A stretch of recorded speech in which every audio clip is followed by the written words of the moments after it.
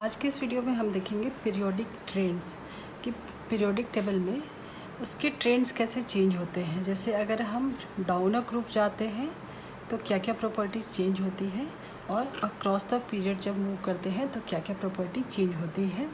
इसके लिए जैसे हमने ये लिया है down the group, across the period and down the group. तो सबसे पहले हम डाउन द ग्रुप देखते हैं। यहाँ पे हमने hydrogen, lithium, sodium and potassium, ये 4 एलिमेंट हमने लिए हैं, ग्रुप 1 के एलिमेंट हैं। और इस पर हम देखेंगे और समझेंगे कि क्या क्या ट्रेंड, कैसे जब हम ग्रुप में टॉप टू बॉटम मूव करते हैं तो क्या क्या वेरिएशन आते हैं। हाइड्रोजन का एटॉमिक नंबर होता है 1, लिथियम का 3, कॉन्फ़िगरेशन होता है 2,1, सोडियम का 11, 2,8,1 एंड पोटेशियम का 19 एटॉमिक नंबर है। इसका कॉन्फ़िगरेशन होता है 2,8,8,1। तो यहाँ पे हमको क्या दिख रहा है कि जैसे जैसे नीचे जा रहे हैं तो शेल, जैसे हम नीचे जा रहे हैं, मूव कर रहे हैं, तो यहाँ पे नंबर ऑफ़ शेल क्या हो रहा है, इंक्रीज हो रहा है। पहले सिर्फ फर्स्ट शेल में गया है इलेक्ट्रॉन, उसके बाद एक और शेल है, पहले में 2 गया है, फिर सेकंड शेल ऐड हुआ है, उसके बाद नीचे जा रहे हैं तो ये first period, second period, third period and fourth period. तो जैसे जैसे नंबर ऑफ़ शेल बढ़ता है, फर्स्ट शेल में है तो फर्स्ट पीरियड, एक और शेल ऐड हो गया, सेकंड पीरियड, थर्ड, तो ऐसे हम पीरियड भी निकाल सकते हैं। अब यहाँ पे हमको देखना है कि वेरिएशन क्या आ रहा है। तो वैलेंस इलेक्ट्रॉन अगर हम टॉप टू बॉटम मूव करते हैं तो वैलेंस इलेक्ट्रॉन क्या होता है, लास्ट सेल में नंबर ऑफ़ इलेक्ट्रॉन। तो लास्ट सेल इसका फर्स्ट या लास्ट सेल यही है, तो इसमें नंबर ऑफ़ इलेक्ट्रॉन्स 1 है। इसके लास्ट सेल यानी वैलेंस सेल में एक इलेक्ट्रॉन है, वो है वैलेंस इलेक्ट्रॉन। तो सबके वैलेंस इलेक्ट्रॉन सेम है। और यहाँ पे वैलेंसी भी 1, वैलेंसिंग क्या होती है, केमिकली कैसे कंबाइन कर रहे हैं, उसमें कितने इलेक्ट्रॉन का ट्रांसफ़र या शेयरिंग हो रहा है।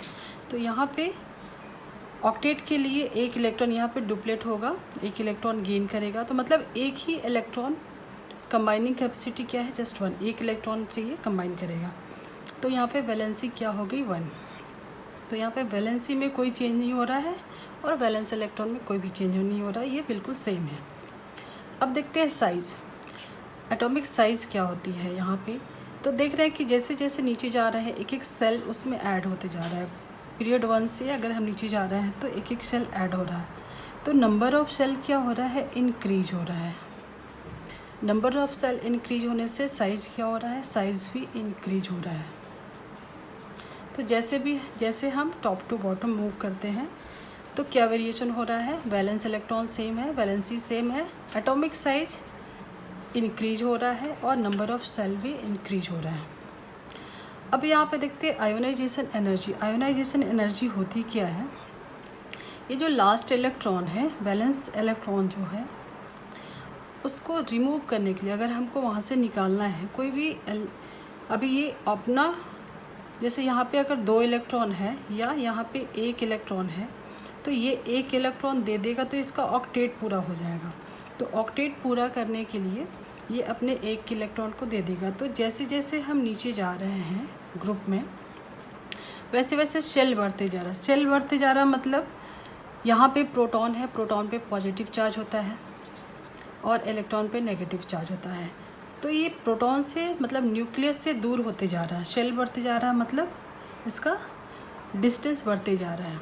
तो जैसे जैसे दूर होते जाएगा वैसे वैसे इलेक्ट्रॉन, इस पे इसका पावर कम होते जाएगा, पॉजिटिव चार्ज का, प्रोटॉन का। तो ये जैसे जैसे नीचे जा रहे हैं तो इलेक्ट्रॉन को निकालना ईजी हो रहा है, मतलब ज़्यादा एनर्जी नहीं लगी। आयोनाइजेशन एनर्जी क्या होती है, energy required to remove valence electron. तो यहाँ पे एनर्जी जैसे जैसे नीचे जा रहे हैं कम एनर्जी लगेगी इलेक्ट्रॉन को निकालने के लिए। तो यहाँ पे हम बोल सकते हैं कि आयोनाइजेशन एनर्जी क्या हो रही है, डिक्रीज हो रही है। इलेक्ट्रॉन एफिनिटी क्या होती है, इलेक्ट्रॉन एफिनिटी होती है जब हम इसको इलेक्ट्रॉन दे रहे हैं, अगर इलेक्ट्रॉन इसको लेना है मतलब इलेक्ट्रॉन गेन करेगा तो ये एनर्जी रिलीज करेगा। यहाँ पे हम इलेक्ट्रॉन को निकाल रहे थे और यहाँ पे इलेक्ट्रॉन को एक्सेप्ट करा रहे हैं। तो इलेक्ट्रॉन कौन जल्दी से लेगा, जो प्रोटॉन के पास, मतलब जो न्यूक्लियस से पास में रहेगा। तो नीचे जब भी हम ग्रुप में जा रहे हैं टॉप टू बॉटम, तो न्यूक्लियस से डिस्टेंस बढ़ते जा रहा है, दूर होते जा रहा है। तो यहाँ पे जल्दी से एक्सेप्ट, यहाँ पे डालेंगे इलेक्ट्रॉन तो जल्दी से एक्सेप्ट कर लेगा, यहाँ पे डालेंगे तो और जल्दी, तो थोड़ा और टाइम लगेगा, बट यहाँ पे और धीरे धीरे डिस्टेंस बढ़ते जा रही है। तो इलेक्ट्रॉन लेने की जो उसकी टेंडेंसी है वो धीरे धीरे कम हो रही है। तो डाउनर ग्रुप हम जब जाते हैं तो इलेक्ट्रॉन एफिनिटी भी क्या होती है, डिक्रीज होती है। इलेक्ट्रोनेगेटिविटी कैसे चेंज होता है, क्या वेरिएशन होता है? इलेक्ट्रोनेगेटिविटी क्या होती है? इलेक्ट्रॉन यहाँ पे हमने एफिनिटी मतलब उसको एक्सेप्ट कराया है, इलेक्ट्रोनेगेटिव मतलब उसको इलेक्ट्रॉन को पुल करने की टेंडेंसी। जो भी शेयर्ड पेयर, मतलब कोई भी इलेक्ट्रॉन है जो शेयर्ड पेयर, जो केमिकल बॉन्डिंग जब बनाते हैं तो जो भी शेयर्ड पेयर होता है उसको पुल करने की टेंडेंसी। तो जो न्यूक्लियस के पास रहेगा उसकी टेंडेंसी ज़्यादा होगी क्योंकि पॉजिटिव नेगेटिव को पुल करेगा। तो जैसे जैसे नीचे जा रहे हैं, न्यूक्लियस से दूर होते जा रहा है, तो ये टेंडेंसी भी कम होते जाएगी। तो इलेक्ट्रोनेगेटिविटी भी जब हम ग्रुप में जाते हैं टॉप टू बॉटम तो वो भी क्या होती है, डिक्रीज होती है। आयोनाइजेशन पोटेंशियल क्या था, इलेक्ट्रॉन को निकालने में जो एनर्जी लगती है। इलेक्ट्रॉन एफिनिटी क्या होती है, जब इलेक्ट्रॉन हम उसको देते हैं तो वो हमको एनर्जी देता है, इलेक्ट्रॉन एक्सेप्ट करने की टेंडेंसी। और इलेक्ट्रोनेगेटिविटी शेयर्ड पेयर को पुल करने की टेंडेंसी। तो न्यूक्लियस से पास रहेगा तो वो टेंडेंसी ज़्यादा रहेगी, जैसे जैसे दूर जाएगा तो उसका पावर कम होते जाएगा और वो टेंडेंसी कम होती जाएगी। तो हम बोल सकते हैं कि ionization energy, electron affinity and electronegativity, ये तीनों डाउन द ग्रुप डिक्रीज होती है। अब ये है मेटल। हम जब लेफ्ट टू राइट जाते हैं तो ये मेटल से धीरे धीरे ट्रांजिशन होता है, नॉन मेटल्स बदलते हैं। ये ग्रुप वन जो है ये, इसमें सारे मेटल हैं। मेटल के जो ऑक्साइड होते हैं वो पॉजिटिव होते हैं, मतलब बेसिक होते हैं। मेटल जो है वो बेसिक ऑक्साइड बनाता है। तो मेटल की इलेक्ट्रोपॉजिटिव होते हैं, मेटल की टेंडेंसी होती है इलेक्ट्रॉन को लूज करने के लिए। तो ये इलेक्ट्रॉन अपना इजीली लूज करते हैं, तो मेटालिक कैरेक्टर क्या होगा, इंक्रीज होगा। और basic character, metallic character increase हो रहा मतलब बेसिक कैरेक्टर भी इंक्रीज होगा। इसके अपोजिट नॉन मेटालिक कैरेक्टर, ये मेटल है तो मेटालिक कैरेक्टर इंक्रीज हो रहा है। उस इलेक्ट्रॉन, मेटल की प्रॉपर्टी क्या होती है, इलेक्ट्रॉन को देने की। तो metallic character and basic character भी क्या होगा, ग्रुप में बढ़ेगा। अब पीरियड में क्या वेरिएशन होता है? पीरियड में जैसे हमने लिया है बोरॉन, कार्बन, नाइट्रोजन, मतलब जब हम लेफ़्ट टू राइट मूव करते हैं तो पीरियड में क्या क्या वेरिएशन होता है। बोरॉन का एटॉमिक नंबर 5 है तो इसका कॉन्फ़िगरेशन 2,3, कार्बन 2,4 एंड नाइट्रोजन 2,5। तो यहाँ पे वैलेंस इलेक्ट्रॉन क्या हो रहा है, 2, 3, 5। तो वैलेंस इलेक्ट्रॉन इंक्रीज हो रहा है। वैलेंसी क्या हो रही है, वैलेंसी पहले इंक्रीज होगी फिर डिक्रीज होगी। यहाँ पे 8 - 5 करेंगे तो 3 होगी। तो वैलेंसी क्या होगी, पहले इंक्रीज होगी बाद में डिक्रीज होगी। एटॉमिक साइज़, यहाँ से बहुत क्वेश्चन आते हैं। एटॉमिक साइज़, यहाँ पे नंबर ऑफ शेल, ये सेकेंड पीरियड के एलिमेंट है तो यहाँ पे नंबर ऑफ शेल 2 ही है। ये उसका न्यूक्लियस है। फर्स्ट सेल में 2 इलेक्ट्रॉन गया, सेकेंड में 3 इलेक्ट्रॉन गया। तो नंबर ऑफ सेल सब में सेम है तो साइज़ भी ऐसे लगता है सेम होगा। बट यहाँ पे इफ़ेक्टिव न्यूक्लियर चार्ज, जो न्यूक्लियस में प्रोटॉन होता है उस पर होता है पॉजिटिव चार्ज। तो इफ़ेक्टिव न्यूक्लियर चार्ज यहाँ इंक्रीज हो रहा है। यहाँ पे 5 पॉजिटिव चार्ज है, यहाँ पे 6, यहाँ पे 7। तो यहाँ पे जैसे टग ऑफ वॉर के जैसा पॉजिटिव नेगेटिव एक दूसरे को पुल करेगा। तो शेल 2 ही है और यहाँ पे 5 प्रोटॉन उसको खींच रहे हैं, यहाँ पे 7 प्रोटॉन उसको खींच रहे हैं इलेक्ट्रॉन को। तो ये ज़्यादा पावरफुल होगा। तो टग ऑफ वॉर जैसे पॉजिटिव नेगेटिव में अट्रैक्शन होगा, तो अगर यहाँ पे ज़्यादा पावर है तो ये अंदर की तरफ कॉन्ट्रैक्ट करेगा तो यहाँ पे साइज छोटा होगा। इसलिए जैसे हम राइट टू लेफ़्ट अगर मूव कर रहे हैं तो साइज इंक्रीज होगा। तो यहाँ पे बोरॉन का साइज बड़ा होगा। तो ये ट्रेंड है एटॉमिक साइज का। नंबर ऑफ सेल क्या होता है, साइज क्या होता है, इंक्रीज हो रहा है, साइज डिक्रीजेस जब हम पीरियड में जाते हैं लेफ़्ट टू राइट तो साइज क्या होता है, डिक्रीज हो रहा है।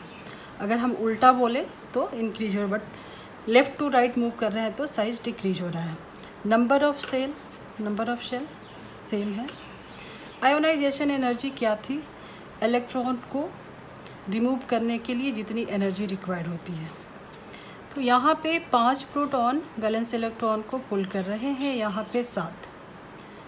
तो इसको ज़्यादा एनर्जी देनी पड़ेगी कि इसका पावर इसमें यहाँ पे न्यूक्लियर चार्ज ज़्यादा है तो यहाँ पे ज़्यादा फोर्स लगेगी इलेक्ट्रॉन के ऊपर, तो यहाँ पे ज़्यादा एनर्जी देनी पड़ेगी। तो जैसे जैसे हम पीरियड में लेफ़्ट टू राइट मूव कर रहे हैं तो हमको एनर्जी ज़्यादा रिक्वायर्ड होगी, तो आयोनाइजेशन एनर्जी क्या होगी, यहाँ पे इंक्रीज होगी, हमको ज़्यादा एनर्जी सप्लाई करना पड़ेगा। इलेक्ट्रॉन एफिनिटी क्या था, इलेक्ट्रॉन को अगर हम उसको एक्सेप्ट करा रहे हैं तो कौन जल्दी एक्सेप्ट करेगा, तो इसके लिए भी न्यूक्लियर चार्ज, जहाँ पे न्यूक्लियर चार्ज ज़्यादा होगा वहाँ पे पॉजिटिव नेगेटिव को अट्रैक्ट करेगा, तो यहाँ पे इलेक्ट्रॉन एफिनिटी ज़्यादा होगी कंपेयर टू बोरॉन। तो ट्रेंड में क्या है, लेफ़्ट टू राइट जब हम पीरियड में जाते हैं तो इलेक्ट्रॉन एफिनिटी भी इंक्रीज होगी। इलेक्ट्रोनेगेटिविटी क्या था, यहाँ पे इलेक्ट्रोनेगेटिविटी जो टेंडेंसी टू पुल इलेक्ट्रॉन, तो यहाँ पे सेम है, जो न्यूक्लियर चार्ज है उसकी वजह से यहाँ पे ज़्यादा होगा इलेक्ट्रोनेगेटिविटी, और जैसे जैसे यहाँ न्यूक्लियर चार्ज कम होगा तो ये इलेक्ट्रोनेगेटिविटी डिक्रीज होगी। तो जब लेफ़्ट टू राइट जब हम पीरियड में जाते हैं तो इलेक्ट्रोनेगेटिविटी भी क्या होती है, इंक्रीज होती है। अब ये लेफ़्ट टू राइट जाते हैं तो मेटल से धीरे धीरे ट्रांजिशन होता है, नॉन मेटल्स आने लगते हैं। नॉन मेटल के जो कैरेक्टर हो वो क्या होता है, वो इंक्रीज होता है। वैसे एसिडिक कैरेक्टर इंक्रीज होता है क्योंकि नॉन मेटल के ऑक्साइड एसिडिक होते हैं, या फिर उल्टा ही बोल सकते हैं, मेटालिक कैरेक्टर डिक्रीज होता है और बेसिक कैरेक्टर डिक्रीज होता है, या नॉन मेटालिक कैरेक्टर इंक्रीज होता है और एसिडिक कैरेक्टर इंक्रीज होता है। अब कुछ आयोनिक रेडियस पे भी क्वेश्चन आते हैं।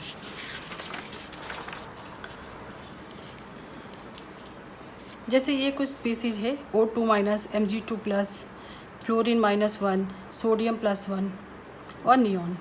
तो यहाँ पे अगर हमको क्वेश्चन में आ रहा है कि किसका एटॉमिक रेडियस ज़्यादा होगा, तो यहाँ पे भी हमको देखना होगा प्रोटॉन और इलेक्ट्रॉन। प्रोटॉन होगा न्यूक्लियस में और इलेक्ट्रॉन होगा बाहर। तो ऑक्सीजन का एटॉमिक नंबर है 8, तो इस पे इलेक्ट्रॉन भी कितने होंगे, अगर न्यूट्रल ऑक्सीजन है तो इलेक्ट्रॉन 8 होंगे, बट यहाँ पे जो स्पीसीज़ है वो एनायन है तो यहाँ पे 2 और इलेक्ट्रॉन ऐड हुए हैं तो 8 + 2, तो यहाँ पे नंबर ऑफ़ इलेक्ट्रॉन 10 है, बट प्रोटॉन कितने हैं 8। मैग्नीशियम पे प्रोटॉन कितने हैं 12, और ये 2 इलेक्ट्रॉन का लॉस किया है, मतलब ये जो स्पीसीज़ है उसमें इलेक्ट्रॉन कितने होंगे 12 - 2 यानी कि 10। फ्लोरीन 9 एक गेन किया है 10, सोडियम 11 एक लॉस किया है तो 10, नियॉन 10। मतलब ये सारे जो स्पीसीज़ हैं वो क्या है, आइसो इलेक्ट्रॉनिक कॉन्फ़िगरेशन, इनका नियॉन का कॉन्फ़िगरेशन है, तो सबके पास नंबर ऑफ़ इलेक्ट्रॉन्स 10 है। तो यहाँ पे अब हमको देखना क्या होगा कि नंबर ऑफ़ प्रोटॉन्स कहाँ पे ज़्यादा है, न्यूक्लियर चार्ज किसका ज़्यादा है, उसका साइज़ छोटा होगा। तो सबसे छोटा साइज़ होगा मैग्नीशियम, क्या, क्योंकि यहाँ पे 12 प्रोटॉन है और इलेक्ट्रॉन होंगे 10, यहाँ पे 9 प्रोटॉन होंगे और इलेक्ट्रॉन है 10, मतलब सब पे इलेक्ट्रॉन कितने हैं 10 हैं। तो सबसे छोटा साइज़ न्यूक्लियर चार्ज किसका ज़्यादा, और मैग्नीशियम का, तो Mg2+ का साइज़ सबसे छोटा होगा कि यहाँ पे न्यूक्लियस की तरफ खींचेंगे। उसके बाद होगा मैग्नीशियम का हो गया 12, फिर आएगा सोडियम प्लस का, फिर नियॉन, उसके बाद आएगा फ्लोरीन, उसके बाद आएगा ऑक्सीजन 2-। मतलब यहाँ पे प्रोटॉन ज़्यादा है तो ये अंदर की तरफ पुल करेगा तो साइज़ छोटा होगा, वैसे वैसे ये इसका ऑर्डर होगा।